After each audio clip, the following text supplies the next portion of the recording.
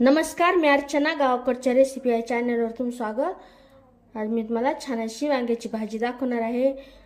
चिकनही कमी पडेल यापुढं इतकी टेस्टी ही वांग्याची भाजी बनवणार आहोत.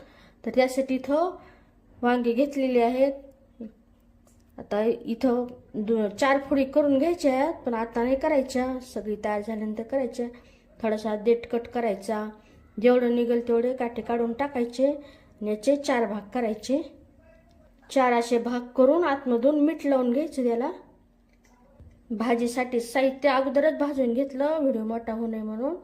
तर इथं मी सुक्कं खोबरं भाजून घेतलेलं, खसखस भाजून घेतलेली, तीळ भाजून घेतलेले, धने भाजून घेतलेले, 4 लवंग आहेत, 4 हिरवी वेलची भाजून घेतलेली, 10-12 मिरे घेतलेले भाजून आणि 7-8 असे लवंग भाजून घेतलेले आहेत. 7 लवंग. तर सगळं साहित्य तुमच्या आवडीनुसार प्रमाणानुसार घ्यायचं. ते मिक्सरला असं सुक्कच असं बारीक असं वाटण करून घ्यायचं.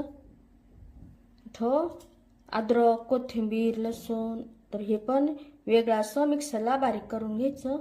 इथं वांग्याचे 4 फोडी करून मीठ लावून घेतलेलं.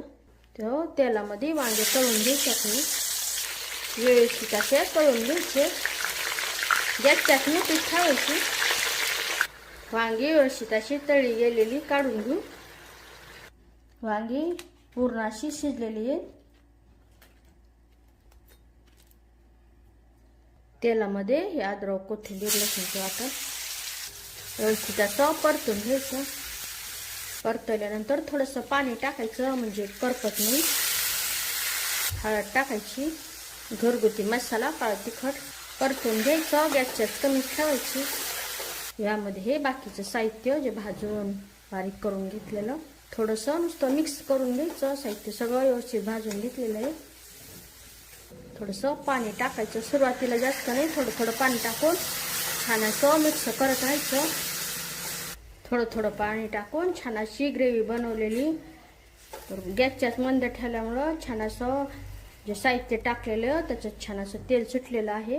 वांग्याला मीठ लावलेलंच, पण ह्या ग्रेव्हीसाठी मीठ व्यवस्थित मिक्स करून घ्यायचं. यामध्ये आता ही वांगी टाकून घ्यायची, मिक्स करून घ्यायचं. आता वांगे शिजलेलेच आहेत. आता ग्रेव्हीमध्ये व्यवस्थित असे मिक्स करून घ्यायचे.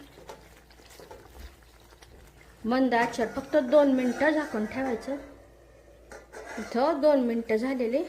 गॅस बंद करायचा. यावर बारीक कट केलेली कोथिंबीर. चिकन ग्रेव्हीलाही मागे सारे